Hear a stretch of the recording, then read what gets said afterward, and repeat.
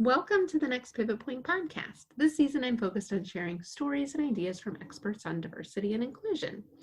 In this episode, I will share some insights and ideas from my guest expert, Rodsky, and together we will leave you with some actionable tips to think about and discuss with your organization. We share this information because inclusive leadership's a journey. It requires bravery and courage, and you don't have to do this alone. And Next Pivot Point, I believe we're stronger together. We are one. So let's meet Eve. Eve received her BA in Economics and Anthropology from University of Michigan and her JD from Harvard Law School. Woohoo!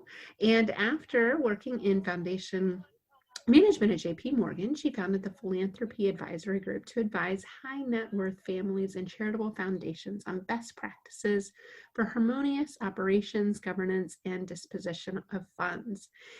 In her work with hundreds of families over a decade, she realized that her expertise in family mediation, strategy, and organizational management could be applied to a problem closer to home, a system for couples seeking balance, efficiency, and peace in their home.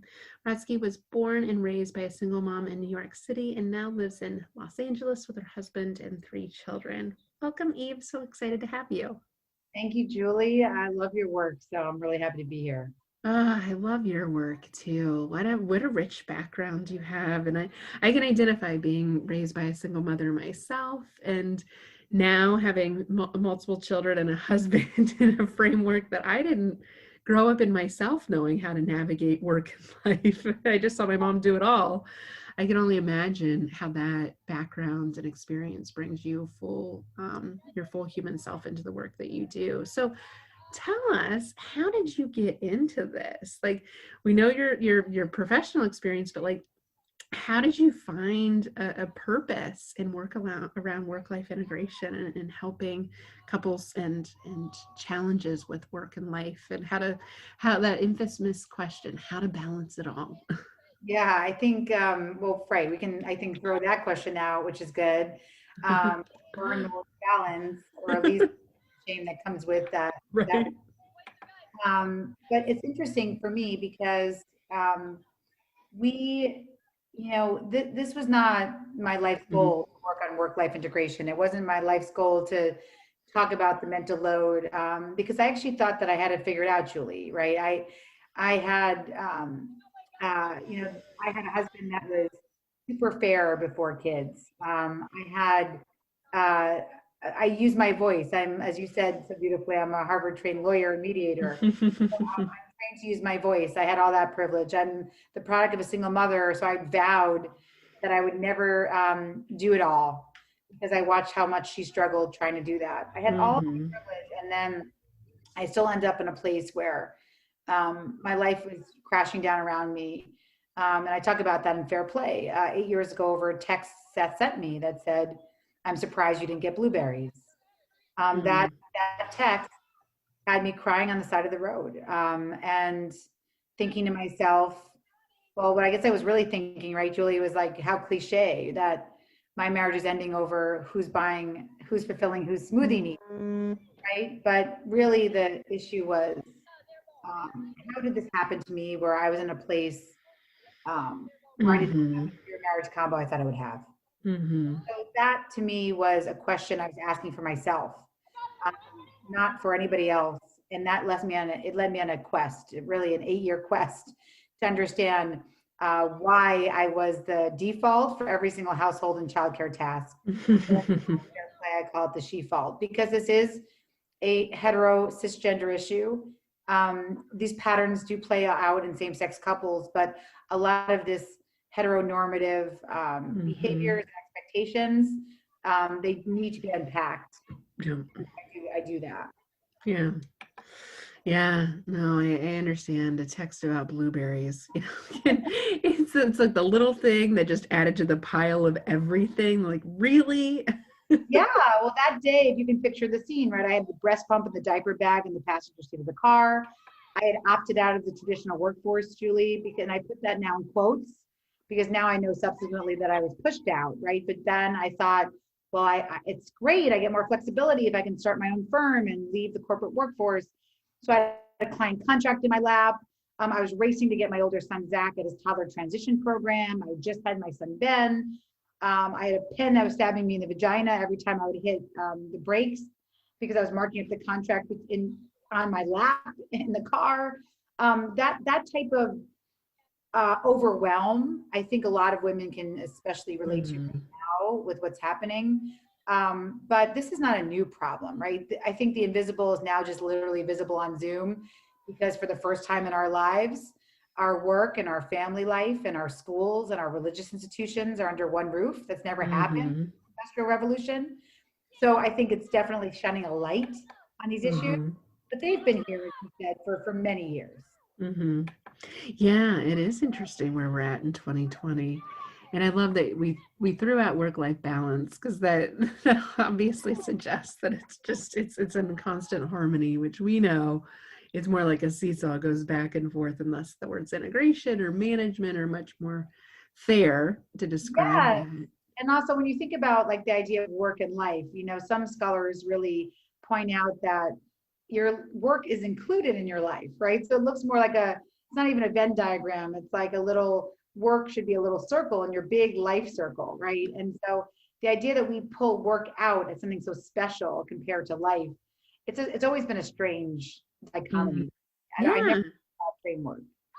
Well, and so much of the modern workplace is built off the Mad Men era of the 1950s and what worked when you had a housewife at home, for the most part, to your point about hetero cisgender structures, and you had a man that worked, and that was really what he did, and she did all the other stuff. And then that you have women now participating in the workforce and leading and managing, and how does she do it all comes up way too often still in 2020. So tell us, where are we at in 2020? Why are we still having this conversation, Eve? Oh my gosh, Julie. Well, first of all, thank you for being a cultural warrior and having the conversation with us. And I'm sure between the two of us, somebody will be interrupted, right? Because women on average get interrupted every 3 minutes and 42 seconds right now. And that's fine. We'll welcome that noise. We'll welcome the kids. It's part of life, as we just said, our integrated life. But this is why I think we're having these conversations, because we're not looking at the home correctly, Julie. This is my core finding of fair play. The problem with the home is what my favorite sociologist, C. Wright Mills, said years and years ago. This idea that private lives are public issues. And the problem with the home is that it's a domain that people think that they are fighting over blueberries, like you said before, right? These small things. People think that their relationships are ending over a glue stick. Like this man in White Plains, he said his marriage was ending over a glue stick. And that's how it feels in the moment. You take a step back and realize that this is not an individual problem, but this is a systemic problem. And a system that doesn't work for men either. And this is why fair play became a love letter to men. There's some really interesting statistics about how toxic sort of this breadwinner pressure and role is for men, right? And that they want to spend more time with their children. They're often penalized for it as well.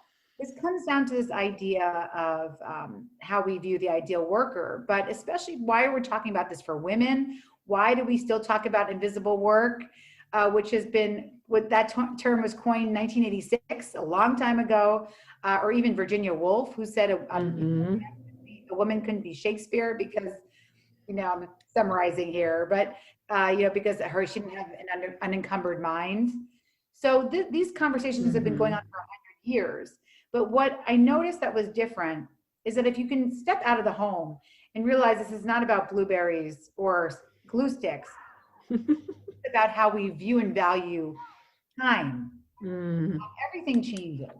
So what do I mean by that? Well, the core finding of fair play was this idea that as a society, bad things happen when we treat and view and value men's time as finite, like diamonds.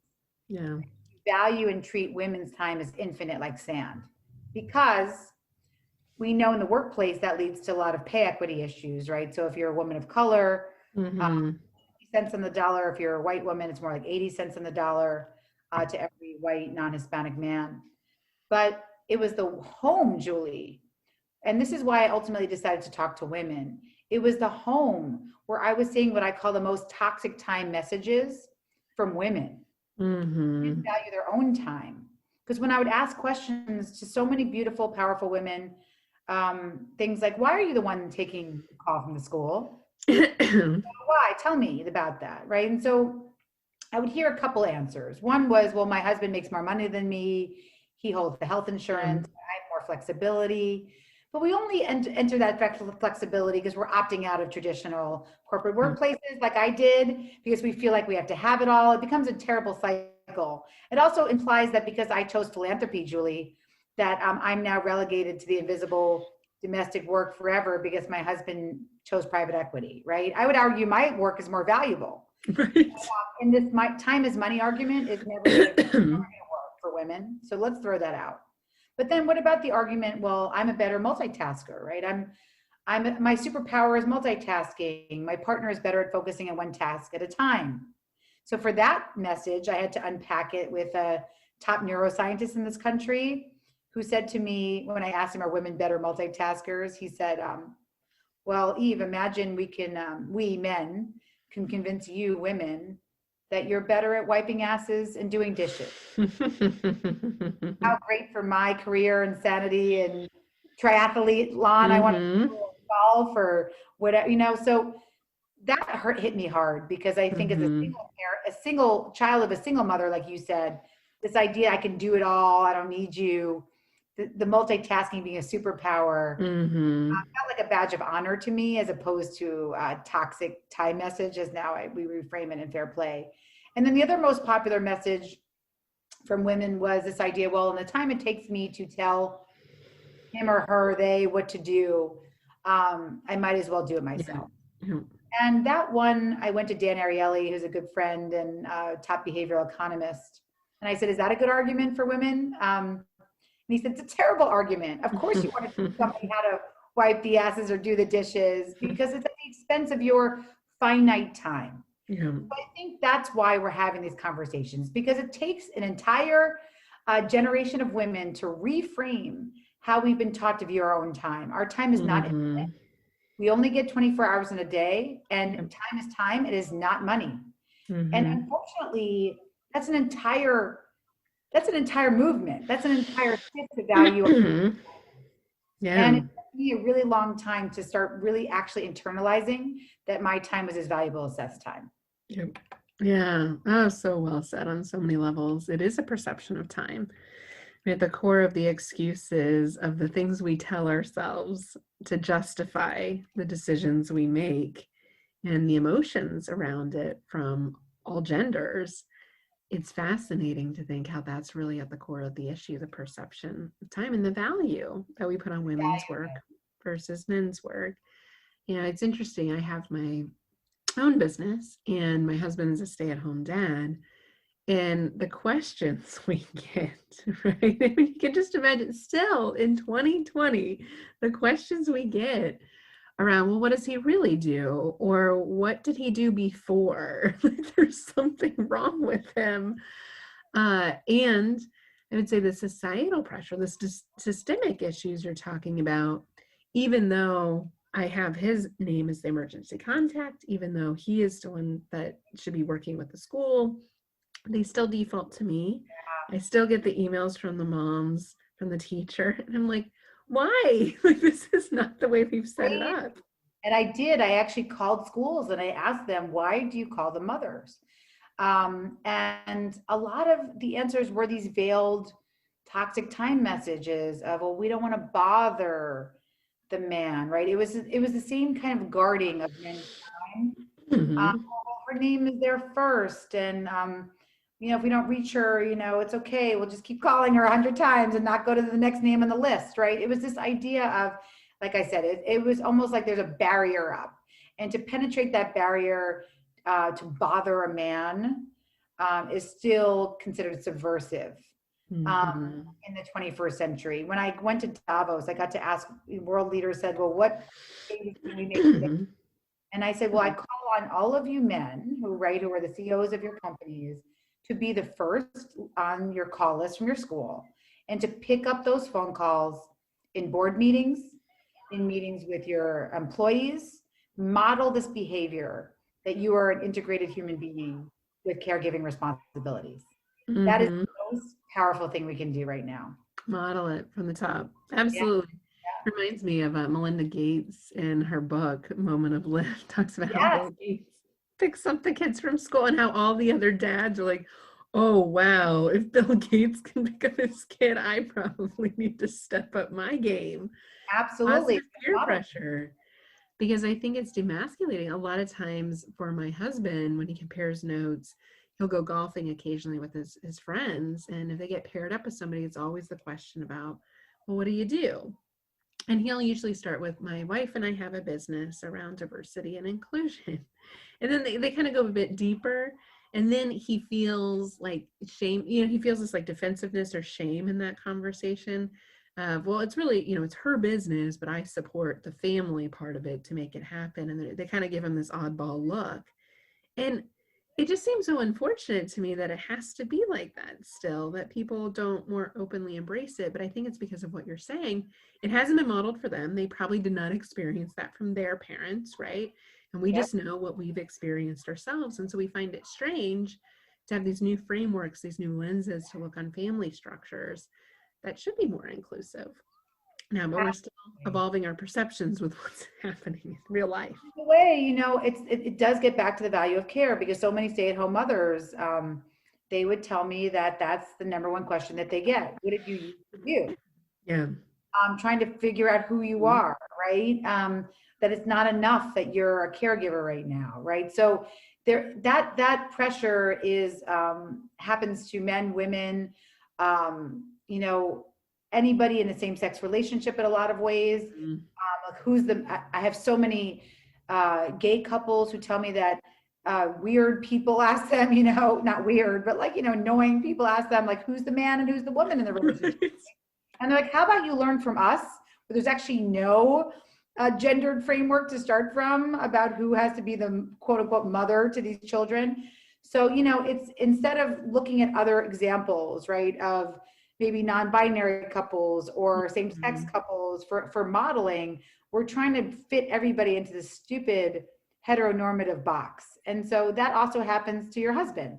And you can tell him that we see all of his invisible work, it's valued, and that as a society, Julie, nothing is going to change until we value holding our child's hand in the pediatrician's office as much as an hour in the boardroom. Yeah. And that's what it comes down to. That's so well said. That's the movement. That's so well said. Yeah, and we're a ways away from that, right? Where the value we place on spending with probably the most important relationships you have in your life with your children is somehow not the same as the boardroom, the presentation, or the report that you have to get out. And so just like with time, the perception of it, right, the value we put on it, the same as the time that we spend in our home and life, our spheres versus our work spheres. So I love that, Eve. To build off of that, I know you work with couples on kind of practical strategies, corporations and practical strategies to bring the work and life together, to integrate it. I think everybody's always looking for these magic solutions, right? Just like, tell me how to solve my glue stick blueberry problem. It's so much more in depth than that thing that happens. But with that said, what do you find to be most helpful for people that are really struggling? And of course, in the pandemic, we know these issues have been exacerbated as we've integrated work and life much more fully, much more quickly. What would you offer as tangible techniques or strategies you're seeing work for people in their homes, as well as corporations that want to get better at offering this, to working with employees where they're at right now? Yeah, I have a framework that actually works, and it's data tested. And Fair Play is a book that is not just me espousing or pontificating. Right, there's 10 expert disciplines that I draw from, and then literally years of beta testing couples. And what I found is that it really it's very simple. It takes 3 things, but as everything's simple, right? The idea of don't eat sugar, that sounds simple, but then it's harder, right? Because I'm looking at these purple gumballs that are sitting here on my desk that someone sent me, and I'm like, I just want that gumball. So it really is just three things. And I believe in the power of Post-it. So I always remind myself, and this is what the but it's about boundaries, systems, and communication. Mm-hmm. Boundaries, systems, and communication. So what do I mean by that? Well, if you unpack boundaries, and this works in the workplace too, but what we're talking here about is the home application. Yeah. Boundaries is it back to time.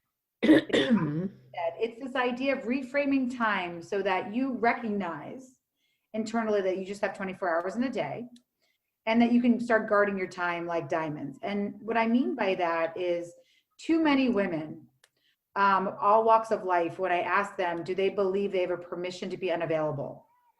Outside of their work, there are three P's, right? Professional or worker, if they're not considered a professional, and people who identified as working poor were in my data set as well. But, outside of a work, being a professional, a parent, and a partner, do you believe you have a permission to be unavailable to yourself outside of those roles? And just, I mean, when I found that, it was a very small minority, especially of women, who said that they believed that they were entitled to their own time. So I think this idea of, I talk about it in Fair Play, I call it unicorn space, but it's what you're doing, Julie, probably in your workplace, because you get to maybe one of those lucky people that find it. But, even if it's not work, it's this idea of what, like a mythical unicorn, right? This idea of a magical space and time to bring you back doesn't fucking exist. It just doesn't. Right? Like a unicorn, but unless you really reclaim it. And that's the boundaries piece of saying, and so Professor Laurie Santos, she runs a happiness class at Yale. She says it a little differently. She says, make your leisure time nutritious. But what I found is that the more you have active pursuits, so what I mean by a passive pursuit is more like taking a bath. That would be self-care. Or eating a pie, back to my love of sugar. But the active pursuit is the baking of the pie. It's the not listening to a podcast. It's interviewing somebody for a podcast. It's the active pursuits. And that's making your leisure time nutritious. And what happens with active pursuits is it's actually easier to use your voice to ask for that time. So instead of saying, kids, I'm not going to see you for 2 hours because I got to go binge watch Netflix, right? Saying things like, sorry, I signed up for my class. And I'm not available from 7 to 9 because we're doing a recital in a month on Zoom. And so that's what I see happening all over when we're reclaiming our actions. We get boundaries. So that's really the step one. I love that. Well, and I can resonate with that. So, and that resonates so much with me because it does feel selfish asking for boundaries or having to justify time you're spending on yourself. But I realize on the other side of that, right? For me, it's my walks. Sometimes now being at the time we're recording this, I'm very pregnant. So I'm taking baths and sitting in my chair, just not really doing anything. And so I'm not actively pursuing anything, but I will say in my mind, just clearing my mind, it's so healthy for me. On the other side of that, I'm more present for my family. I'm more present for myself. My emotions are in check. I don't have explosions. So carving out that time, I think, what we call active pursuits, it's so valuable for everyone else around you when you really do it purposefully and with things that you're passionate about. Absolutely. And what I would say for you, I'm going to just say that I believe your unicorn space is your work in many ways. I think it's and so I think people who have their unicorn space as their job, what I do notice is that they often are ignoring adult friendships and self-care. So for you, it's actually really important for you to take your walks and take your baths, because then it inspires new ideas for, your business, which is really exciting. That's so insightful. I had never thought about it that way, but I need my headspace. I'm talking to people like yourself all day, which I love and I get so much energy out of, but I got to recharge, right? I have to have some transition time between the work and the life. And so I've learned that the hard way of trying to just power through, and you got to give yourself some recharge time. Yeah, that 1% battery analogy, I think, is really good. And the other two really important pieces is the systems part is really the core of Fair Play. And it's not rocket science, Julie. I mean, the good news is, thank God Carol Dweck came out, because everybody sort of talks about the growth mindset now, so they can understand that. And all fair play is an ownership mindset. Mm-hmm. So it looks at the 50 years of organizational science and positive organizational management work out there, and the work on autonomy and motivation, and also what 21st century workplaces are doing well. And a lot of times what they are doing well is this idea of context, not control. Yeah. You don't walk into your boss's office and say, hey, what should I be doing today? I'll wait here till you tell me what to do. That doesn't fly in the workplace, and that wouldn't make it very meaningful for you as a worker. But that's what we do at home. And men, sadly, are also not benefiting from a lack of system. Because what happens is that we're sort of dying in decision fatigue. So we end up in this scorekeeping mode of like, well, you took out the dog last night, so you have to take out the dog this morning, or deciding who's setting the table when we're already hangry and cranky. It's just, it's work. Even my Aunt Marion's Mahjong group, Julie, has more expectations in the home. You don't bring snack twice to that group, you're out. But so when you are treating your home as your most important organization, everything changes. Yeah. Because when you start giving it some respect and rigor, then you realize, oh, wait a second, we should be really talking about who's in charge of garbage, right? We should be talking about who's handling this home maintenance from start to finish. So that's fair play. Ownership mindset based on the idea that when you hold a task for your family, and I have a metaphorical card game of 100 cards that show you the tasks. You can always make your own, but I found that this is pretty much a closed system. There's a lot of the 100 cards sort of represent most of what people tell me.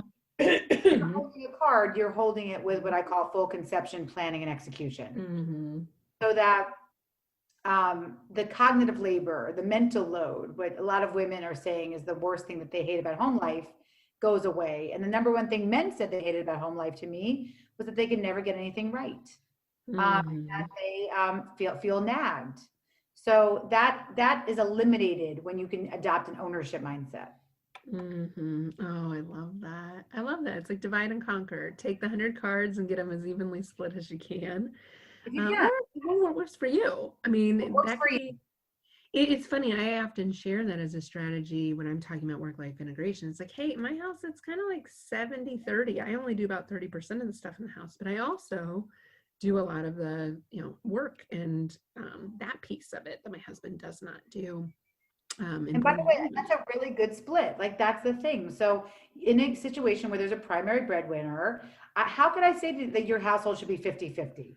Right. That's why 50-50 to me is a completely fundamentally wrong equation, because as you were saying earlier, Julie, it's that seesaw, right? Things go back into the workforce and then you'll be at home. Like, who knows what's going to happen? But it's this idea of being flexible and saying that nothing is off limit. Right. I scrub toilets because it's the right thing to do for our family, not because I'm gendered identify as a woman, right? So it's looking at the perceived fairness. The science shows the perceived fairness is actually more important than actual fairness. And then, so all fair play is about is coming up with customized defaults so that your perceived fairness feels fair to you and to your partner. And that will change over your lifetime. And that gets to the third thing, that's the communication. That's the end, right? You got to keep communicating. Yeah, and really have, and what I found too, I mean, to your point about the women that delegate and then kind of like, oh, he didn't do it the right way. Or, I really struggled with that with grocery shopping, for example. That was something near and dear to my heart that I had to let go of and delegate. And that's his task now. And talking about communication, it's, I still help build the list. We collaborate on it. We do talk about it back and forth to make sure we have a clear understanding of what success looks like at the store. But, last week he lost the list halfway through the trip and he did his best. And old me would scold, get angry, and think he did it on purpose to undermine me, which of course is not true. Right. And then I thought, you know what? It happens. It's happened to me before. Old may have blamed you for not getting the list, right? But now he's like, I own this, right? So my bad. I can go back when I can, right? It's this idea of when it's already in your domain, right? He split that domain with you. That's his domain. And the blame doesn't come back on you. I had so Yeah. many women in my data set saying that they were blamed when the tooth fairy didn't come from Hong Kong because they forgot to remind their partners. I mean, that just doesn't, it's ridiculous. It's so 20th century. And by the way, that is, I will say that that is the beauty of fair play is this idea that for men, the reason why they're bringing home spicy Dijon every fucking time when I told them to bring home French's Yellow, right, is because we often are holding the conception and planning of those lists, not giving any context, and then saying, go to the store. Mm-hmm. And so that's why including someone in the planning, sitting down, coming up together with what success looks like. It sounds crazy that you're like, we're going to plan what success looks like for groceries. But honestly, the decision fatigue, it saves you. Seth and I planned what the success looked like for garbage. Mm-hmm. And those types of customized defaults, those conversations, the deeper conversations around garbage, around groceries, they matter. And they're just as important as the conversations you have around your work. Yeah, it's so interesting to think about it that way, being intentional and being consistent with these things, using these tools over time. Oh, this has been so good, Eve. I love you've referenced a bunch about Fair Play, your new book. So tell our listeners more how they can get their hands on a copy of that, the cards that go with it. Tell us more about your book. Thank you. Yes, we the cards are coming out right now as we speak. So that's really exciting. And again, it's a sort of a metaphor for the table. And then you can always find me two places: Fair Play Life, the Instagram handle and the website. There's lots of tools there, a lot all free tools you can just download because this is a cultural movement. And you can always DM me at Eve Rodsky if you have any specific questions, because my team, we answer all of our DMs. We make sure that we are always Mhm. interacting on Instagram. Oh, that's awesome. Well, I think the frameworks and the research that you've shared with us today is just such a full body of work that you're doing. And like you said, a cultural movement that we can all get back and so relevant and timely today.